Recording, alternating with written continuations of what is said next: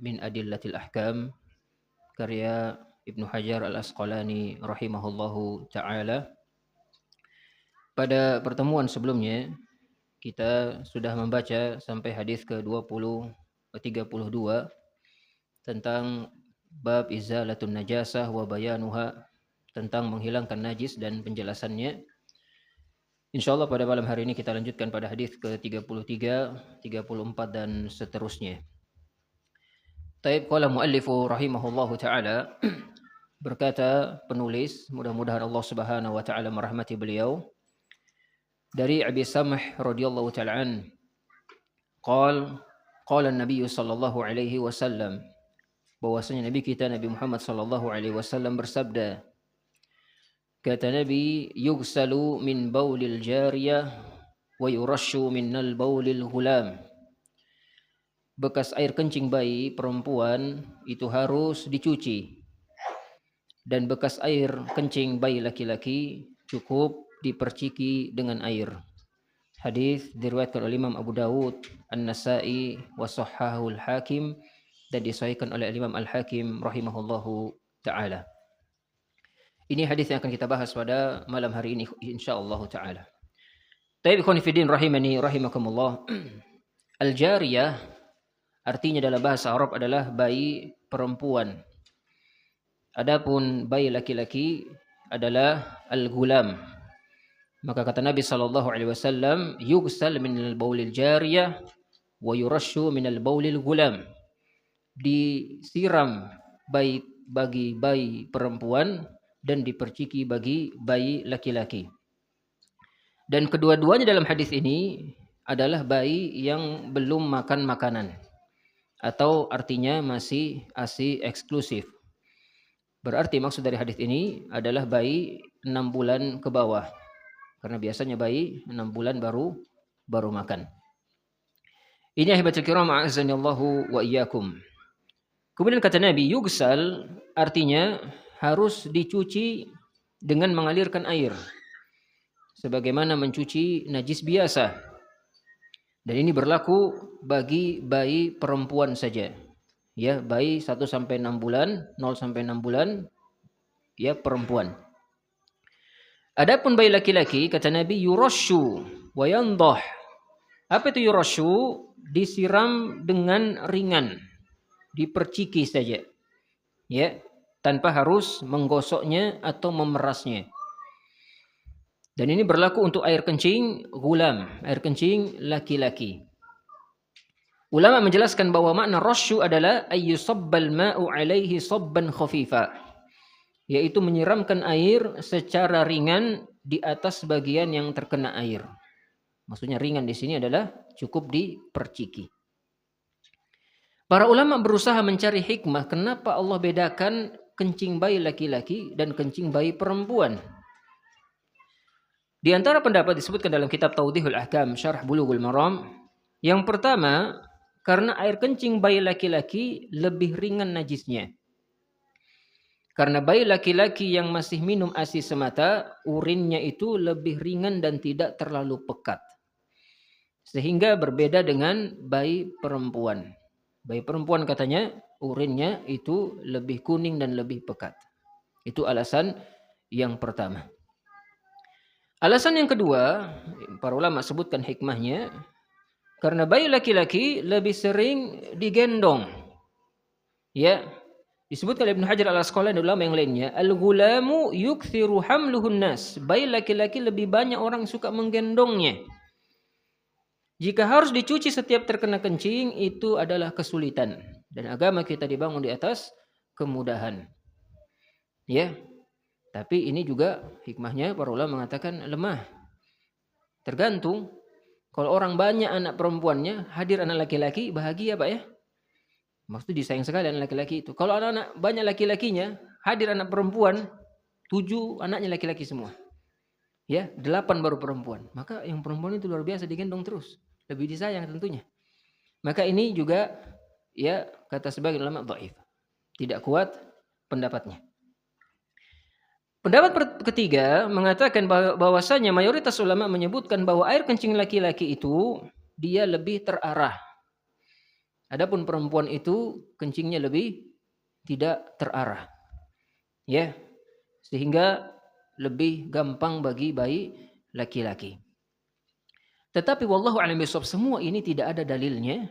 Ulama hanya berusaha mencari dalil-dalil, tetapi tidak ada dalil yang pasti yang qat'i mengenai hikmah-hikmah di balik ini. Wallahu a'lam, dan Allah yang lebih tahu. Maka kita cukup sami'na wa ata'na. Nabi SAW mengabarkan kepada kita perempuan disiram, laki-laki cukup diperciki. Dan ini ingat, hanya berlaku bagi bayi yang belum makan, tadi ASI eksklusif. Dan semua sepakat jumhur ulama bahwa hukum berubah ketika anak itu sudah makan. Ketika sudah masuk bubur promina, ya Pak ya, bubur apa lagi misalnya, ya empasi bahasanya sekarang, maka fal hukmu wahidun lil gulam wal jariyah. Maka hukumnya sama, laki-laki atau perempuan, semua najisnya harus dicuci. Tidak ada lagi perbedaan antara diperciki atau disiram kalau sudah makan. Ini ahibatul kiram, a'azanillahu wa iyyakum. Maka faedah dari hadis ini kita bisa ambil yang pertama, fil hadithi dalilun ala anna najasat tatafawatu fi ahkamiha. Hadis ini menunjukkan bahwa najis itu bertingkat-tingkat hukumnya. Tidak semuanya sama. Maka para ulama membagi najis itu ada 3. Yang pertama najis mukhaffafah, najis yang ringan. Cuma satu, yaitu kencing bayi laki-laki yang belum makan. Ini namanya najis mukhaffafah, yang ringan sekali. Cukup apa? Cukup diperciki saja. Ambil air segenggam kemudian percikkan di daerah yang terkenanya. Ini sudah bisa menghilangkan najisnya. Disebut dengan najis mukhaffafah, ringan. Yang kedua adalah najis mutawassithah, najis yang sedang. Itu darah, ya kencing kita, kemudian ya kotoran kita manusia, ya sebagian ulama mengatakan muntah itu sebagian mengatakan najis.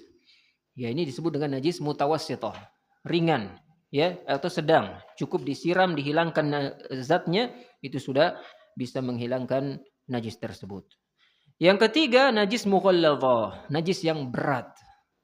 Itu pernah kita bahas, yaitu najisnya anjing atau jilatan anjing. Tidak cukup disiram, bahkan 7 kali, yang sekali dicampur dengan tanah. Makin menunjukkan bahwasanya itu najis yang berat. Maka hadis ini menunjukkan bahwa najis itu bertingkat-tingkat, tidak satu tingkatan. Ini ahibatul kiram rahimani rahimakumullah. Kemudian faedah yang kedua, najasatu baulil gulami an-naqisi at-tu'mi najasatun mukhaffafatun. Najis kencing laki-laki, kata beliau, yang belum makan makanan dihukumi najis yang ringan. Tadi telah kita sebutkan, ya, bahwa najis kencing laki-laki yang belum makan itu najisnya ringan. Wa najasatu baulil jariyah najasatun mutawassithah. Adapun najis kencing perempuan yang belum makan itu najis mutawassithah, najis yang sedang. Tusalu wa la yuktafa fiha birrasyi. Sehingga harus dicuci, tidak cukup diperciki. Ya, tidak cukup diperciki saja. Ini faedah yang kedua. Kemudian faedah yang ketiga, at-tafriqu bainal ghulami wal jariyati tauqifiyyun la yudraku bil aqli bal bin nassi asy-syar'i. Perbedaan hukum antara bayi laki-laki dan bayi perempuan, kenapa beda hukumnya? Adalah tauqifi. Tauqifi itu artinya berdasarkan wahyu, bukan pakai logika. Para ulama berusaha mencari hikmahnya, tapi tadi hikmahnya itu tidak ada dalilnya semua, hanya berusaha mencari. Tetap hikmah di balik hikmah itu adalah Allah yang lebih tahu. Ya, maka perbedaan hukum di sini adalah tauqifiyah, berdasarkan wahyu. Ya, bukan logika semata. Oleh karenanya kalau kita mau logika-logikaan, banyak dalam agama ini yang tidak masuk akal, tidak sesuai dengan ra'yu manusia. Makanya Ali bin Abi Thalib ketika menjelaskan tentang hukum mengusap di atas khuf, mengusap di atas sepatu yang tingginya lebih daripada mata kaki, apa kata beliau? Lau kana ad-dinu bir-ra'yi. Seandainya agama itu pakai akal-akalan, lakana asfalu kuffaini, ya, aula bimashihima. Bawahnya sepatu itu lebih utama diusap daripada atasnya. Tetapi ketika kita mengusap di atas khuf, yang mana diusap, Pak? Atasnya. Jadi kita wudu, ketika bagian kaki tidak usah dibuka sepatunya, tinggal diusap punggung sepatu kita. Padahal yang kita pakai jalan yang kotor bawahnya, yang harusnya dicuci bawahnya. Tetapi kata Ali bin Abi Thalib radhiyallahu taala ya, seandainya agama itu akal-akalan, harusnya bawahnya yang dicuci. Tetapi Rasulullah SAW menyuruh khuf itu yang diusap atasnya, menunjukkan bahwasanya agama itu tauqifiyah, ya, itu berdasarkan wahyu, bukan cuma akal-akalan. Karena ada sebagian orang, Pak, yang begitu. Masuk akal nggak sih? Bapak pernah dengar penyanyi dangdut ngomong begitu? Ya, masuk akal nggak sih gara-gara kain aja masuk neraka? Dia bilang, masuk akal nggak sih? Ya nggak bisa kita masuk akal nggak sih? Ketika kita buang angin, yang bikin ulah siapa, Pak? Belakang kita, dubur kita. Pertanyaannya, batal nggak wudu kita, Pak? Ketika batal, ada nggak itu diusap, Pak? Dicuci sekali mungkin ada nggak?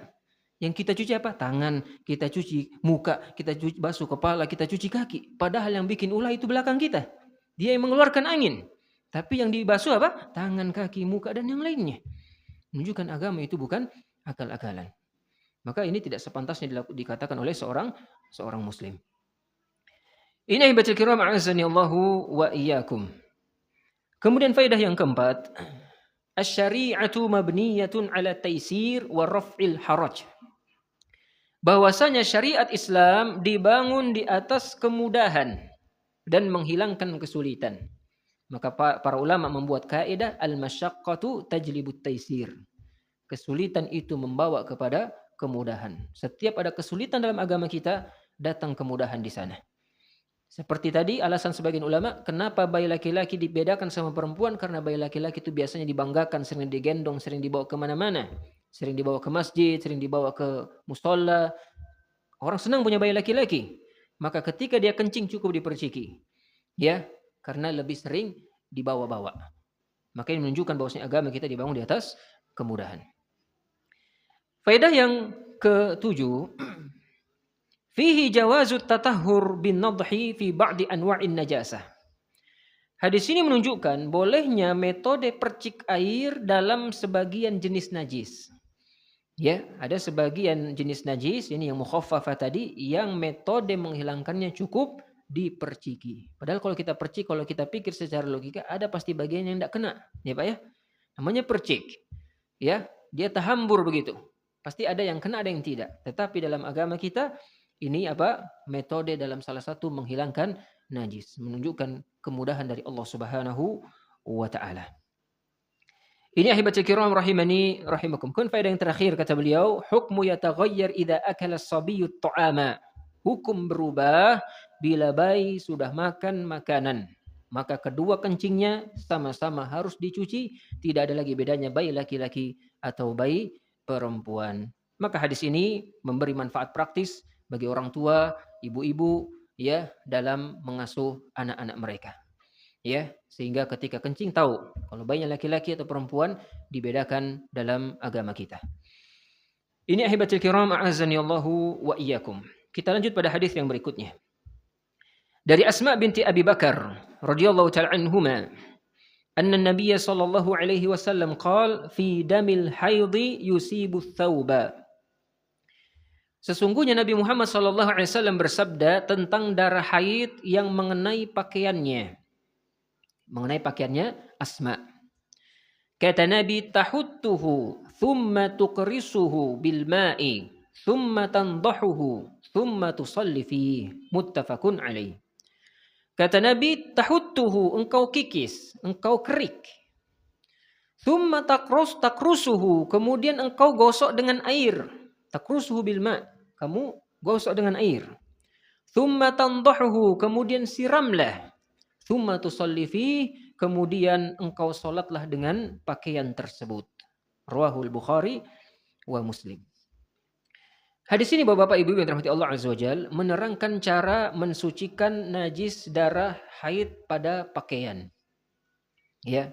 Dan ini memang babnya menghilangkan najis. Kita telah sebutkan bagaimana menghilangkan najis tentang khamar, kemudian bagaimana menghilangkan najis dari anjing, keledai ahliyah, kemudian mani. Sebagian ulama juga membahas tentang bagaimana menghilangkan najis pakaian wanita yang terseret-seret ke tanah. Mungkin kena kotoran apakah, bagaimana mensucikannya, yaitu dengan di tanah selanjutnya itu pensucinya. Nah sekarang beliau membahas bagaimana pakaian yang terkena darah haid. Beliau bawakan hadis tentang Asma binti Abi Bakar radhiyallahu taala anhuma. Di sini kata Nabi SAW tahuttuhu. Artinya tahuttuhu menggosok atau mengerik najisnya. Dikerik hingga hilang bagian yang menempel tebal. Dan mengikis bagian yang mengeras atau terkumpul agar lebih mudah dibersihkan. Jadi kerik-kerik itu apa? Bekas darah haidnya. Kata Ibnu Hajar Al-Asqalani, tuziluhu bil habti wal farki. Yaitu menghilangkan dengan cara dikerik-kerik dan digosok-gosok bekas darah haidnya. Kemudian takrusuhu bil ma, yaitu mengucek-ngucek kuat dengan air, dikucek-kucek. Ya, seperti memijat bagian yang terkena najis ini agar air masuk dan mengangkat bekas darahnya. Jadi habis dikerik, digosok-gosok sambil dikucek. Ya, kata Imam Nawawi rahimahullah, al-qarsu huwa dalku bil atrafil asabi'. Qars adalah menggosok dengan ujung jari-jari yang kuat, dengan kuat. Jadi dikerik habis itu digosok-gosok dengan jari. Kemudian tandahuhu artinya menyiram atau memercikkan air secara menyeluruh setelah digosok. Setelah dikerik, dikucek, kemudian disiram air menyeluruh setelah digosok. Dan ini penyempurna penyucian setelah proses awal. Kemudian kata Nabi tsumma tusalli fi, setelah itu melalui 3 langkah tersebut, maka itu sudah suci dan boleh dipakai salat. Maka ini dalil bahwa najis hilang berdasarkan usaha. Dan tidak disyariatkan hilang warnanya secara total. Nanti kita sebutkan hadis yang berikutnya. Ini hibatil kiram rahimani rahimakumullah. Maka rincian langkah mencuci darah haid menurut hadis, 1 dikerik, ya, yang tebalnya tadi dikerik, kemudian dikucek kuat-kuat dengan air, dikucek, kemudian disiram agar lebih bersih sempurna, kemudian setelah itu boleh dipakai sholat. Ini urutan yang disebutkan oleh Nabi Shallallahu Alaihi Wasallam. Apakah kita penting laki-laki juga belajar seperti ini, bapak-bapak, ibu-ibu yang mati Allah Azza wa Jalla? Jawabannya penting. Saya beberapa kali ya ditanya tentang darah haid, darah nifas, darah istihadhah. Ya. Bahkan kadang-kadang ibu-ibu malu kalau tanya sama ustadz. Bahkan dia tanya sama ustazah, kalau ada ustazah ya kadang suaminya ditanya. Maka kita belajar hukum-hukum tentang darah wanita, tentang kebiasaan wanita, tentang najis-najis berkaitan dengan darah haid, nifas dan yang lainnya, supaya ya kita bisa memberikan pelajaran ini kepada istri kita ketika mereka bingung. Karena perempuan biasanya dibingungkan dengan darah-darah seperti ini. Ya, terutama istihadhah. Banyak perempuan-perempuan di luar sana istihadhah tapi dia tidak puasa, tidak sholat. Padahal darah istihadhah itu hanyalah darah luka, bukan darah haid. Dan banyak wanita-wanita di sana tidak melaksanakan ibadah ketika dia istihadhah. Ya. Kemudian kadang-kadang ditanya flek, Ustaz bagaimana saya barusan haid, baru suci 3 hari keluar flek. Ini sering ditanyakan. Dan kita laki-laki belajar untuk tarbiyah istri kita. Kan tidak enak kalau istri kita tanya Ustaznya nanya fleknya kayak apa bu? Ya, bagaimana bentuknya, warnanya, baunya, rasanya enggak usah Pak ya. Baunya dan warnanya, kapan keluarnya. Kan enggak enak intens bicara darah haid, tapi kalau sama suaminya bebas. Jadi kita belajar fikih ini untuk apa? Untuk keluarga kita. Ya. Ini hibatul kiram rahimani rahimakum. Mudah-mudahan nanti kita sampai pada babnya insyaallah kita akan bahas secara terperinci bab haid, bab nifas dan istihadhah. Baik, kita ambil faedah dari hadis yang singkat ini. Kata beliau, yang pertama, fil hadis dalilun ala anna damal haid najisun wa yajibu tathiruhu. Hadis ini menunjukkan bahwa darah haid adalah najis dan wajib disucikan. Ya, jadi yang keluar dari kemaluan, baik laki-laki atau perempuan, yang tidak najis hanyalah mani, sisanya najis. Ya, sisanya najis. Kalau laki-laki ada wadi, ada madhi, ada air kencing, itu semua najis. Yang tidak najis hanyalah mani saja. Begitu pula para wanita, Rasulullah pernah ditanya, "Ya Rasulullah, apakah wanita juga bisa keluar mani?" Kata Rasulullah, "Bisa." "Ya bagaimana kalau keluar?" Kata Nabi, "Maka mandilah." Menunjukkan bahwasanya perempuan juga bisa mengeluarkan mani. Maka para ulama mengatakan bahwa darah haid adalah najis dan itu bittifaqil ulama. Faedah yang kedua, wujubu izalati ainin najasati qabla syuru'i fis shalah. Wajib menghilangkan zat najis terlebih dahulu sebelum salat. Jelas, di antara syarat sahnya salat adalah bersih atau suci dari najis, ya, dari hadas dan najis. Kemudian faedah yang ketiga, al-ibratu bizawali ainin najasah wa la yadurru baqa'i atharil laun in asura zawaluhu. Yang menjadi patokan adalah hilangnya zat najis. Bekas warna yang sulit hilang tidak masalah. Kalau kita sudah berusaha, misalnya anak kita BAB di celananya kena, kemudian kita sudah cuci, kita sudah gosok, kita sudah sikat, tetapi warna kuningnya masih bertahan, ya Pak ya, maka itu tidak masalah. Ya, itu tidak masalah. Ya, karena yang menjadi patokan adalah hilangnya zat tersebut. Warna itu ya kadang-kadang memang sulit dihilangkan. Begitu pula darah haid. Kadang-kadang sudah digosok, sudah dicuci tapi masih ada darahnya, maka kata pas ulama tidak masalah. Kemudian faedah yang berikutnya, masyru'iyatul hathi wal qarsi wan nadhi fi tathhiri najasati dam li shiddatihi wa ghalazatihi. Disyariatkan mengerik, mengucek, menyiram najis darah karena kuat dan pekatnya najis tersebut. Jadi disunahkan kita untuk mengeriknya, menguceknya dan menyiramnya. Kemudian faedah yang berikutnya, jawazus salati fi thawbi ba'da tathhiril mawdi'i mutanajjis faqat. Boleh salat dengan pakaian yang sama setelah bagian najisnya disucikan saja. Jadi setelah suci dari najis boleh dipakai untuk ibadah salat. Kemudian faedah yang lain, fihi bayanu rahmatin nabi wa ta'limihin nisa umurad dini bitafsili. Hadis ini menunjukkan rahmat Nabi Muhammad sallallahu alaihi wasallam dan cara beliau mengajarkan wanita secara rinci. Jadi Nabi sallallahu alaihi wasallam itu ya sering ditanya oleh para wanita-wanita di zamannya. Maka ini juga menunjukkan dalil bolehnya kita bicara atau ngobrol dengan wanita kalau ada kebutuhan. Ya Pak ya, kalau ada kebutuhan. Wanita non mahram tentunya. Sebagaimana Nabi Muhammad SAW sering ditanya, dan Nabi SAW juga kadang menegur orang yang ingkarul mungkar. Dan begitu pula para ulama menyebutkan ketika ada hajat, ya seperti misalnya kebutuhan publik, misalnya seperti ke fasilitas umum, ya adanya kebutuhan untuk bicara dengan para wanita, maka tidak masalah. Tetap dengan syarat-syarat yang disebutkan para ulama, tentunya yang pertama menundukkan pandangan. Jadi kalau ngobrol sama perempuan, tidak usah ditatap matanya. Ya, Ustadz saya kalau ngomong harus eye contact. Jadi mata ketemu mata. Ya, nanti matanya ketemu mata, hati di sini bergetar-getar, hati-hati. Ya, namanya fitnah wanita itu besar. Ya, ini khonifidin rahimani rahimakumullah. Kemudian sekedarnya saja. Saya beberapa kali ke laut ya Pak ya, khutbah Jumat di mana, di Bars, di Rik. Berapa kali saya naik kapal itu, naik speed, itu sama aerobik. Bapak tahu aerobik? Yang tukang senam itu Pak, instruktur senam. Baru bangku speednya itu berhadapan Pak, kiri kanan. Jadi saya di sini, aerobiknya depan saya. Ya, saya tunduk-tunduk saya astagfirullah gitu ya Pak. Berdua aja lagi Pak. Ya, itu sudah beberapa kali saya dapati. Saya bilang, ini kenapa kok dibarengi ustadz sama aerobik begitu. Waduh, repot juga saya Pak ya.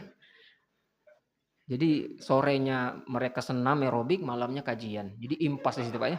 Sorenya berdosa, malamnya cari pahala. Ya, Masya Allah. Alhamdulillah kalau kadang-kadang ada aerobik yang cuek, diam aja. Ada sebagian aerobik yang lantih gitu, yang ngajak ngobrol. Ustadz, bilangnya, mau tanya-tanya dong Ustadz. Astagfirullah, musibah ini. Bahaya juga ini. Ya. Sering saya ditanya-tanya, saya bilang mudahan besok enggak pulang sama-sama. Ternyata sama-sama lagi besok pulangnya Pak. Sama aerobik lagi ya. Waduh, itu berapa kali Pak saya dapati begitu. Akhirnya saya kadang-kadang komplain, janganlah Ustadz dibarengi sama instruktur senam. Pirang-pirang lagi rambutnya dan seterusnya.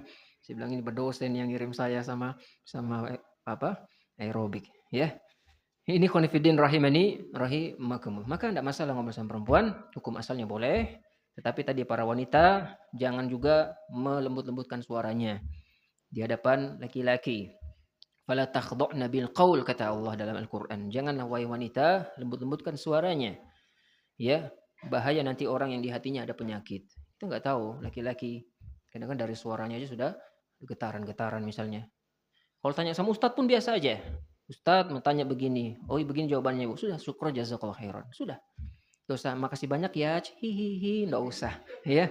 Atau kasih emot-emot apa, love 2 biji, enggak ada emot-emot, enggak ada hihihi, hahaha, enggak ada. Langsung jazakallahu khairan, syukron, sudah. Enggak usah hihihi, hahaha sama ustadz. Kan ustadz juga laki-laki, manusia. Kadang, ini janda kagak di sini, atau istrinya orang enggak tahu kita. Ya, maka kita tutup pintu-pintu fitnah. Ibu-ibu ngomong sama perempuan, laki-laki lawan jenis sekedarnya. Mau tanya pun silakan WA, tapi sekedarnya. Ya, jangan berlarut-larut, jangan sampai tengah malam. Ya, jangan mengganggu waktunya, jangan sampai dengan kalimat-kalimat yang menggoda. Ya, karena syaitan itu pintar. Ya, kalau ketika dia putus asa dari sesuatu, dia goda kita dengan wanita.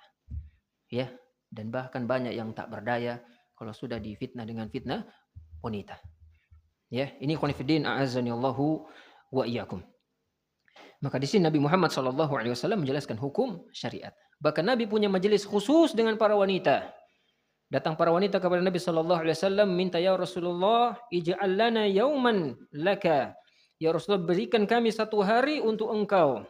Mengajari kami hukum-hukum agama. Maka Nabi jadikan satu pekan ada khusus Nabi bersama para perempuan untuk belajar. Ya, ini khonifidin rahimani rahimakumullah. Kemudian faedah yang terakhir dari hadis ini, al-hadis aslun fi babit tathirin najasatid dima. Hadis ini adalah landasan besar dalam bab pensucian najis darah yang dijadikan rujukan para ulama. Baik, kita lanjut pada hadis yang berikutnya, hadis dari Abi Hurairah radhiyallahu anhu. Qala, beliau berkata, Khawlah, ya Rasulullah, fa in lam yadhhab ad-dam, qal yakfiki al-ma'u wa la yadurruki atharuh. Ya Rasulullah, meskipun darah itu tidak hilang, warnanya masih ada ya Rasulullah, kata Nabi, engkau cukup membersihkannya dengan air dan bekasnya, kata Nabi, tidak mengapa bagimu. Dikeluarkan Imam At-Tirmidzi, tetapi sanadnya hadis ini dhaif. Ikhwani fiddin rahimani rahimakumullah. Khawlah bertanya kepada Nabi tentang kondisi wanita yang sudah mencuci darahnya, ya, tapi masih tersisa warnanya. Zatnya sudah enggak ada. Dia sudah berusaha mencucinya berulang-ulang tapi masih ada. Ya, sehingga kadang sulit hilang sepenuhnya. Maka jawaban Nabi, yakfikil ma'u, kata Nabi, cukup bagimu mencuci dengan air saja setelah usaha maksimal. Maka tidak disyariatkan hilang warna secara total. Yang penting kita sudah rasa zatnya sudah enggak ada. Sama dalam pembahasan istijmar. Istijmar itu cebok dengan selain air. Ya Pak ya. Di zaman Nabi SAW mereka enggak punya banyak air. Mereka safar, suka berjalan jauh. Maka mereka kalau safar mereka bawa batu. Bawa apa benda untuk cebok dari BAB atau BAK. Mereka istijmar dengan minimal kata Nabi 3 batu. Ya, tidak terlalu besar, tidak terlalu kecil. Sedang-sedang aja, Pak. Kalau batu pondasi itu kebesaran, Pak. Ya, besar betul. Sedang-sedang saja. Ya, dipotong 1 ya, kemudian 2, minimal 3. Nabi pernah dibawakan 2 batu dan 1 kotoran hewan yang kering. Nabi buang yang satunya hewan yang kering tadi, kotoran hewan kering, Nabi minta lagi 1 batu lagi. Dan para ulama mengatakan ini apa? Namanya istijmar. Boleh pakai batu, termasuk tisu, ya. Sebagian ulama mengatakan kayu. Pokoknya apapun yang bisa melengketkan kotoran kita di benda itu. Itu disebut istijmar. Istijmar ini kalau kita orang Indonesia tidak biasa. Ya Pak ya? Pakai batu misalnya atau tisu, mesti bau Ustaz. Nah, itu baunya itu tidak masalah kata para ulama. Yang penting zatnya sudah hilang. Betul-betul kuningnya sudah ada lagi. Ya. Maka baunya itu bukan masalah. La yadurruk. Yang penting zatnya kita rasa sudah tidak ada. Maka minimal 1 batu, 2, ketika 3 sudah tidak ada lagi, kita lihat sudah bersih 3-nya ini, batu ketiga, maka sudah cukup. Ya. Dan itu disebut istijmar. Dan Allah memuji penduduk Kuba. Karena penduduk Kuba itu mereka menggabungkan dua cebok. Mereka pakai istijmar dulu, kemudian finishingnya pakai air. Jadi batu, kemudian air terakhir. Maka kata Allah, innallaha yuhibbul mutatahhirin. Allah mencintai orang-orang yang suka bersuci. Siapa di sini? Para ulama mengatakan penduduk Kuba. Karena mereka menggabungkan 2 cebok sekaligus. Ya. Maka di sini khonifidin rahimani rahimakumullah. Yang penting kata para ulama, ain najasahnya hilang. Zat yang bentuk najisnya itu tidak ada lagi. Kita sudah berusaha hilangkan dan sudah tidak ada. Dan kita orang Indonesia pasti kalau istijmar tidak nyaman. Kayak masih lengket-lengket Ustaz, misalnya gitu ya. Atau masih bau Ustaz, ya. Demikian kita, karena kita dari bayi, dari orok kita sudah cebok pakai air. Sehingga kalau tidak air tidak afdol. Tapi di negara-negara lain yang kesulitan air, mereka biasa cebok dengan selain air. Ini ahibatul kiram, a'azani Allahu wa iyyakum. Kun kata Nabi, wala yadurruka atharuh, wala yadurruki atharuh. Tidak masalah bekasnya. Bekas warna yang tersisa tidak membahayakan, tidak menghalangi sahnya salat. Karena najislah yang wajib dihilangkan, bukan warnanya. Wajib dihilangkan adalah najisnya. Maka sisa warna, athar bekas, bukan najis itu sendiri. Ini khonifidin rahimani rahimakumullah. Kita ambil beberapa faedah dari hadis ini. Yang pertama, warna najis yang sulit hilang tidak membatalkan kesucian. Ya, warna najis yang sulit hilang tidak membatalkan kesucian. Ini adalah kaidah dalam taharah. Al-ibratu bizawali 'ainin najasah wala bizawali launiha. Patokan adalah hilangnya zat najis, bukan hilangnya warnanya. Kadang-kadang masih ada warnanya, tidak masalah. Yang kedua, Islam agama yang mudah. Dari hadis ini kita bisa ambil faedah, Islam agama yang mudah. Darah haid ini sangat kuat warnanya dan sulit hilang. Jika syariat mewajibkan hilangnya warna sepenuhnya, ini akan memberatkan para wanita. Dan ini memakan waktu lama membersihkannya. Dan termasuk takalluf, memberat-beratkan diri yang tidak perlu. Maka syariat mengatakan, la yadurruka atharuh, tidak mengapa bekasnya. Menunjukkan agama kita dibangun di atas kemudahan-kemudahan. Kemudian faedah yang ketiga. Hadis ini penguat bagi hadis Asma tentang tata cara mencuci darah haid di atas. Kata Nabi tadi dikerik, digosok, dikucek, disiram air, maka hadis ini menjelaskan cara mencuci darah haid ditambah dari syahid daripada hadis Asma di atas, tambahan. Kalau masih ada warnanya tidak masalah. Ya. Apabila masih ada warnanya tidak masalah. Kemudian faedah yang berikutnya. Hadis ini dalil adanya keringanan khusus bagi para wanita. Ya, makanya wanita itu Pak, kalau mandi wajib dibedakan, boleh buka ya kunciran rambutnya kapan boleh tidak, kapan boleh. Bagi mandi haid maka dibuka seluruh ikatan rambutnya. Tapi kalau selain haid, para wanita boleh mandi wajib meskipun rambutnya terikat. Kenapa para ulama mengatakan? Karena kalau wanita haid itu cuma sebulan sekali mandi wajibnya. Sehingga dipastikan bersih total. Rambutnya dibuka semua ikatan-ikatannya. Kunciran-kunciran dibuka.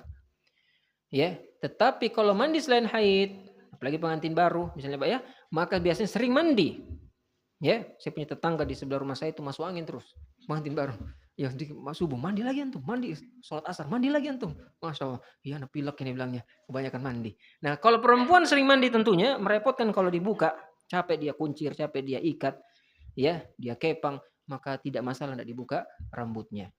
Ya, selain daripada mandi haid. Ini termasuk kemudahan dalam agama kita.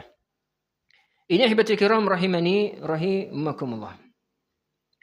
Kemudian hadis ini juga memberikan faedah kepada kita kebolehan bertanya tentang masalah detail, masalah toharoh.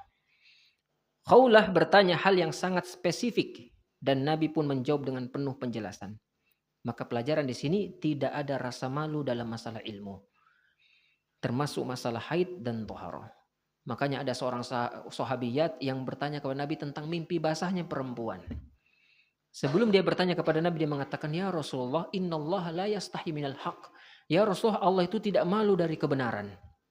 Apakah kami wanita mandi wajib juga kalau mimpi basah? Dia malu sebenarnya tanya, tapi dia ini ilmu. Maka kata Nabi, "Na'am idza ra'atil ma." Iya kalau dia lihat mani. Perempuan kalau bangun sama seperti laki-laki melihat ada bekas mani di celananya misalnya, maka dia tetap juga mandi wajib seperti laki-laki.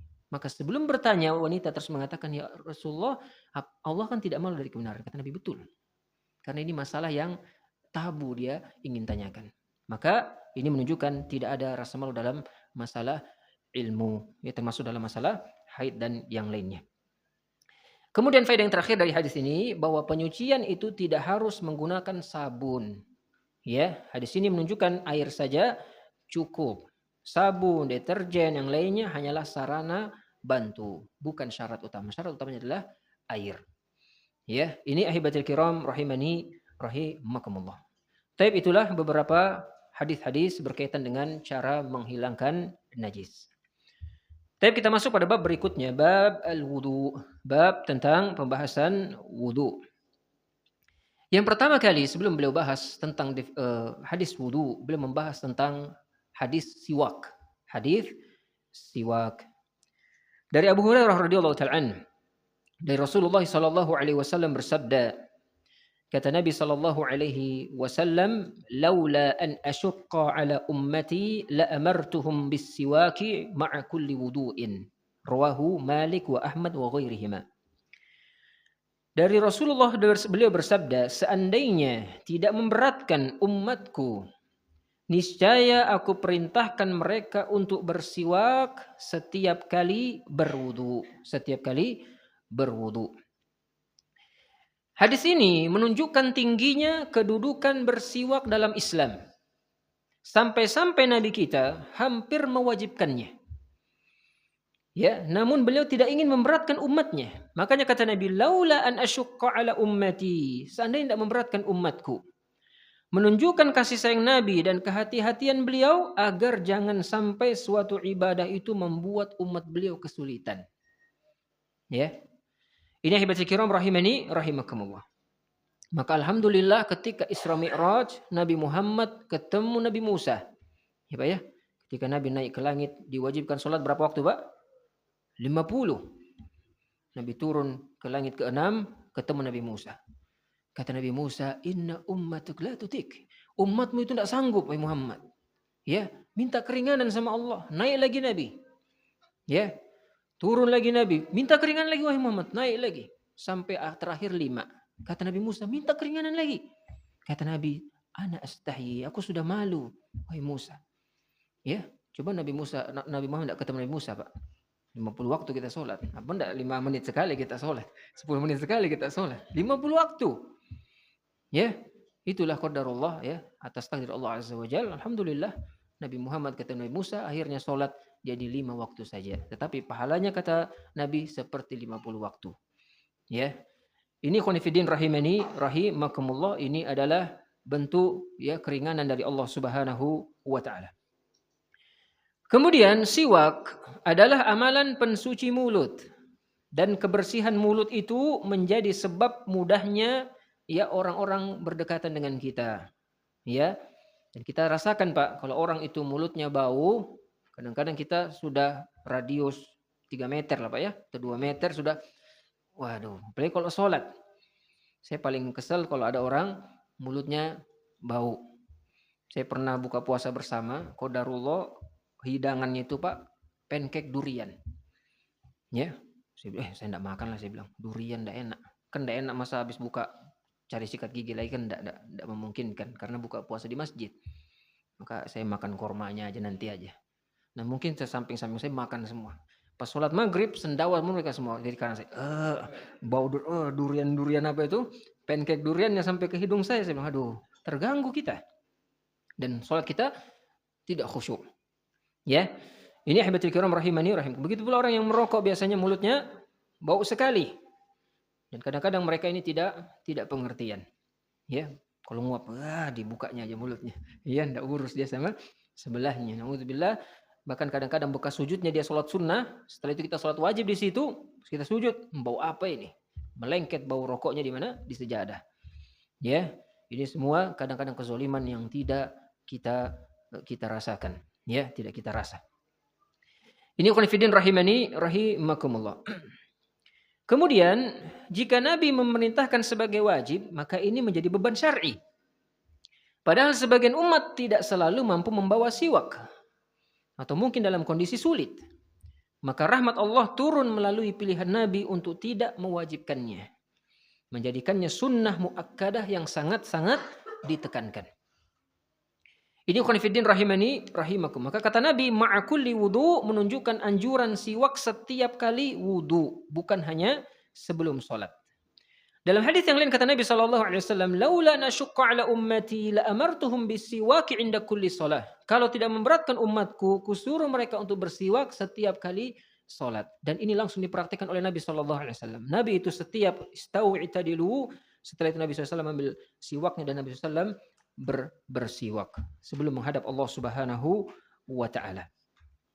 Di dalam hadis yang lain kata Nabi SAW, as-siwak matharatun lil fam mardatun lirrabb.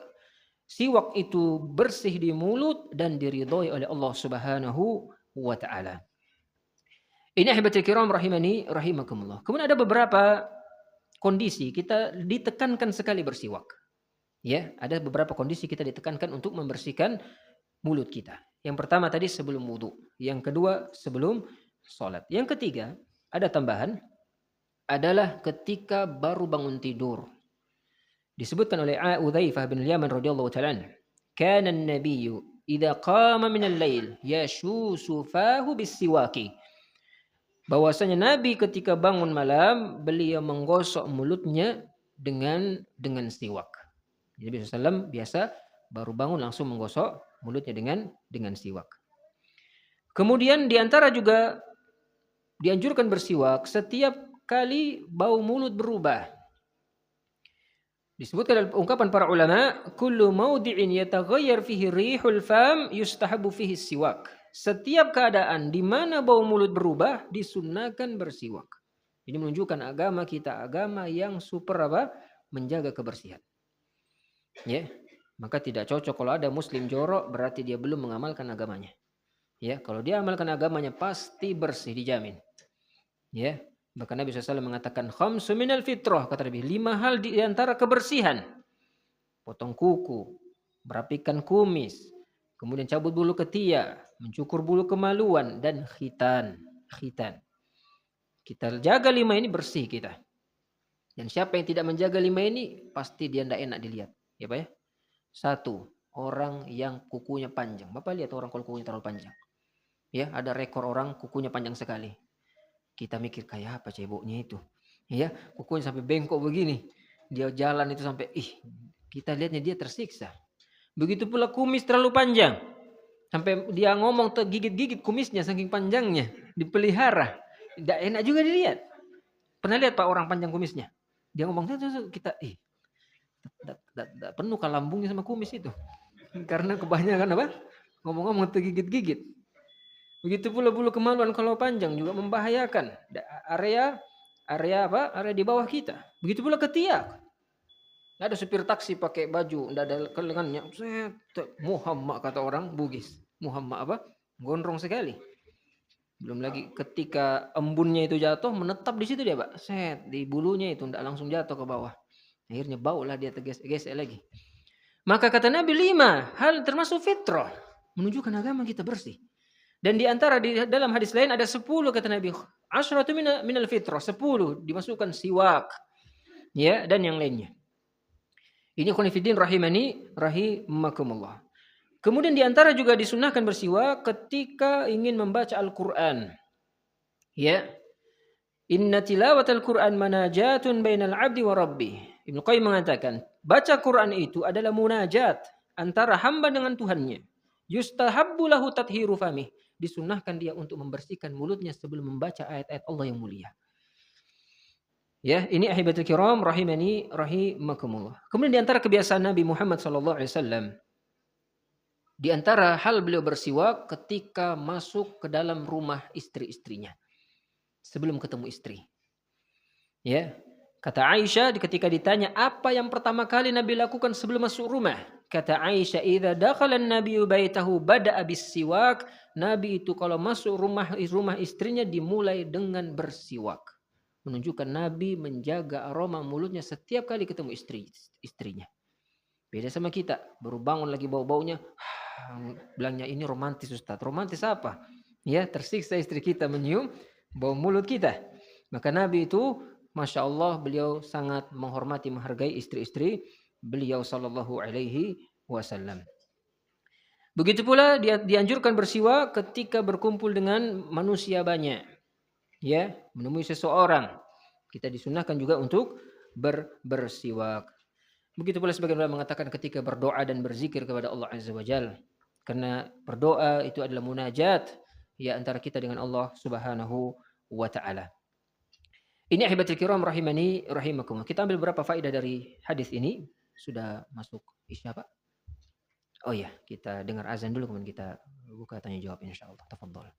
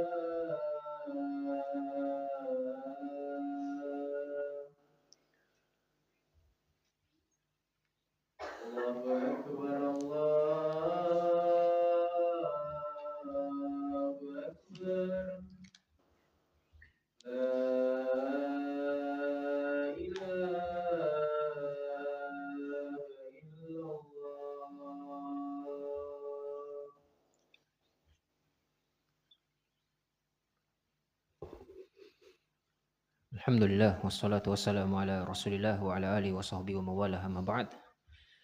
Taib terakhir kita ambil faedah dari hadis ini, ya.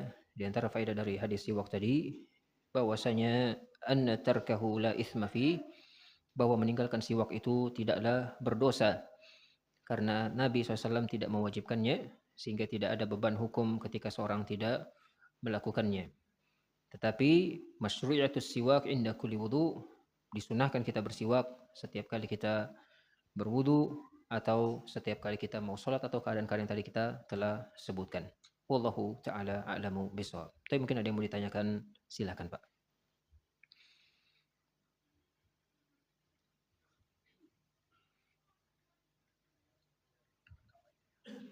Oh ya. Apakah bisa dikiaskan siwak dengan sikat gigi? Karena di zaman dulu tidak ada siwak, dan apakah kira-kira pahalanya sama dengan sikat gigi? Taib, siwak dengan sikat gigi, para ulama menyebutkan tidak sama, tetapi tujuannya mirip. Ya, seperti tadi ketika Nabi SAW mau masuk rumah, Nabi bersiwak, dan ini tidak cocok kalau sikat gigi. Apa ya? Nabi bilang istawu i'tadilu, gitu ya. Sikat gigi tidak cocok, maka pakai siwak. Sebelum ketemu istri Nabi SAW, siwak itu lebih simpel. Tetapi memang tujuannya sama.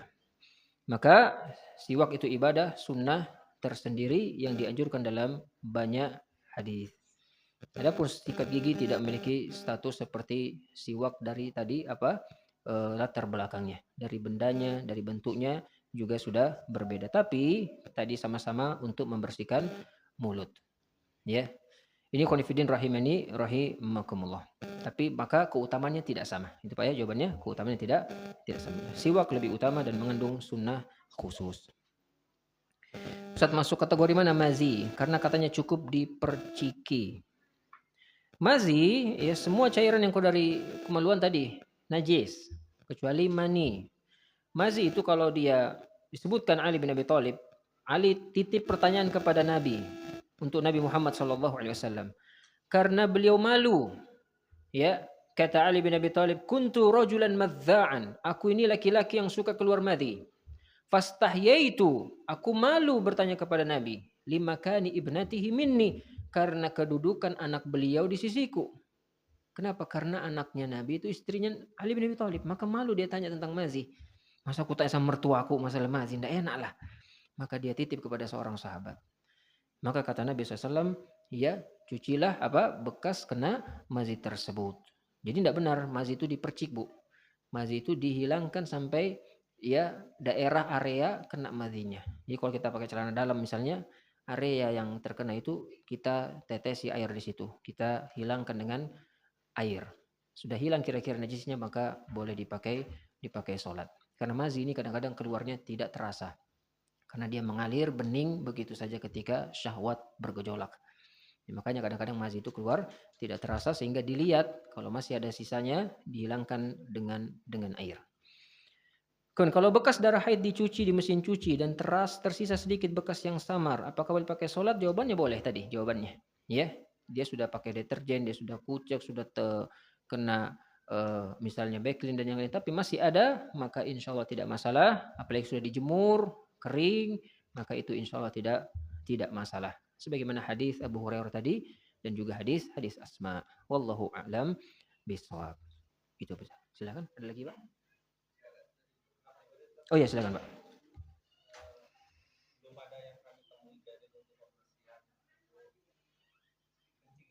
Iya.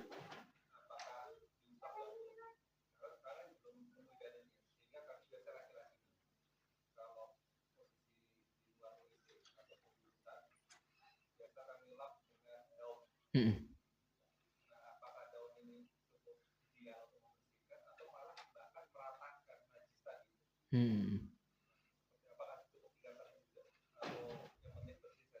Iya, yang penting tadi Pak, zatnya hilang.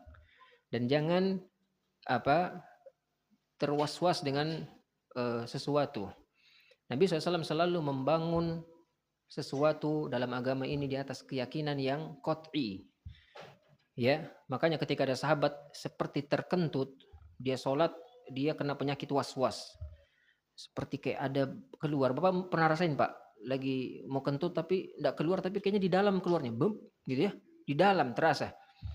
Nah dia tanya sama Rasulullah, "Ya Rasulullah, ya bagaimana seorang mendapati sesuatu ketika sholat?" Maka Nabi kasih keyakinan supaya dia enggak ragu-ragu sama sekali. Apa kata Nabi? La yansarif hatta yajida syai'an au yasma'u sautan.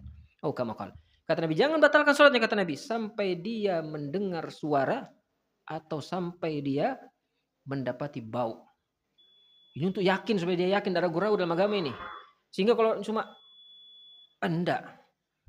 Tapi kalau sudah ada seorang syekh di Yaman ya, saya pernah nonton cuplikan video. Syekh bagaimana ada orang sholat, dia enggak cium bau, enggak dengar suara, tapi pas dipegang belakangnya basah-basah, lenyek-lenyek saya. Kata sayanya itu batal dengan kesepakatan para ulama. Tidak ada lagi, itu dia tuh berak sudah bilangnya. Bilang sayanya apa? Sampai bahasanya seperti itu. Dia sudah mencret itu, kalau sudah basah. Maka kalau Pak Abu Zara ya, antum pakai daun enggak masalah. Ya, maka jangan antum ragu-ragu karena tadi daun itu bisa melarutkan apa? Melarutkan air kencing kita insyaallah. Dan ini dikiaskan para ulama seperti apa? Batu ketika BAB. Kalau kotoran saja yang tadi sifatnya bisa hilang, dan tidak cuma batu, ya, istijmar itu tidak cuma batu, karena di zaman Nabi ya mayoritasnya pakai batu, maka dikatakan batu. Tapi tidak cuma batu, tisu ya, dan dikasih tisu batu, kemudian daun, apapun, bahkan kayu. Itu kayu pilih-pilih juga Pak ya. Nanti pas kesuban itunya bahaya juga. Kayu juga tidak masalah. Kain misalnya, tidak ada apa-apa ya, pecinya misalnya, ya. Kalau hilang najisnya tidak masalah, ya. Yang penting tadi tidak ada ain najisnya, ya. Seperti itu. Dan jangan digubris keraguan-raguan tadi. Itu kayaknya antum meratakan najis, enggak. Nabi SAW yang menjelaskan seperti itu. Jadi agama dibangun di atas keyakinan, supaya kita tidak ragu-ragu dalam beragama ini. Seperti itu mungkin. Wallahu a'lam bishawab. Oh ya, silakan Ustaz.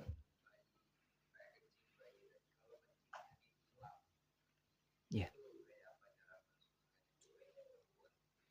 Dilap kena apa Ustaz? Lantai atau apa? Oh, di kasur.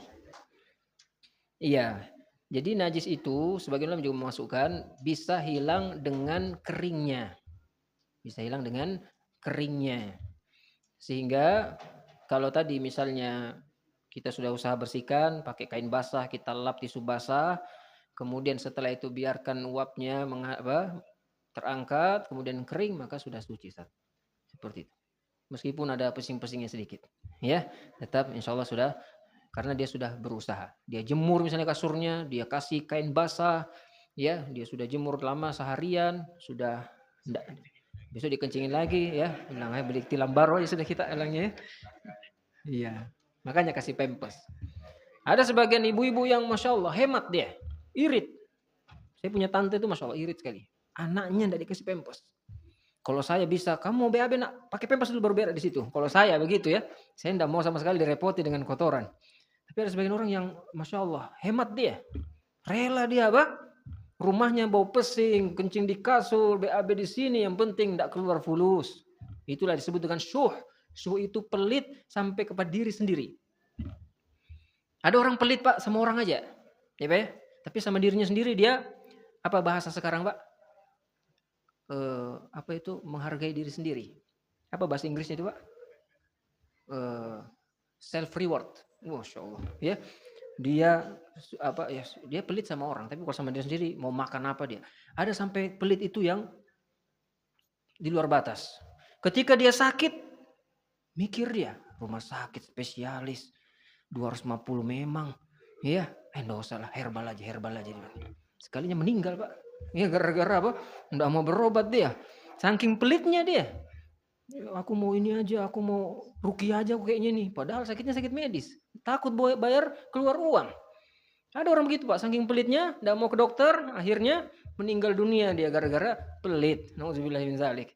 Maka jangan sampailah seperti itu ya Pak ya. Kita dalam Islam, apa yang kita keluarkan untuk istri kita, untuk anak kita, semuanya itu fisabilillah. Semuanya itu diganti oleh Allah Subhanahu wa taala. Hatta nafaqatan fi imra'atik, kata Nabi, sampai satu suapan yang kamu letakkan di mulut istrimu, itu adalah sedekah, itu adalah bernilai pahala di sisi Allah Subhanahu wa taala.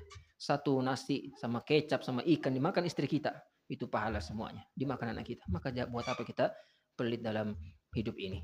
Semoga bermanfaat Bapak Ibu untuk Allah Azza wajal. Semoga Allah Azza wajal mudahkan kita semuanya wafat dalam keadaan husnul khatimah di bulan kita masuk ke dalam surganya Allah Subhanahu wa taala. Mohon maaf jika ada kekeliruan. Wallahu a'lam bishawab. Kita tutup doa kafaratul majlis. Subhanakallah bihamdika asyhadu an la ilaha illa anta astaghfiruka wa atubu ilaik. Assalamualaikum warahmatullahi wabarakatuh.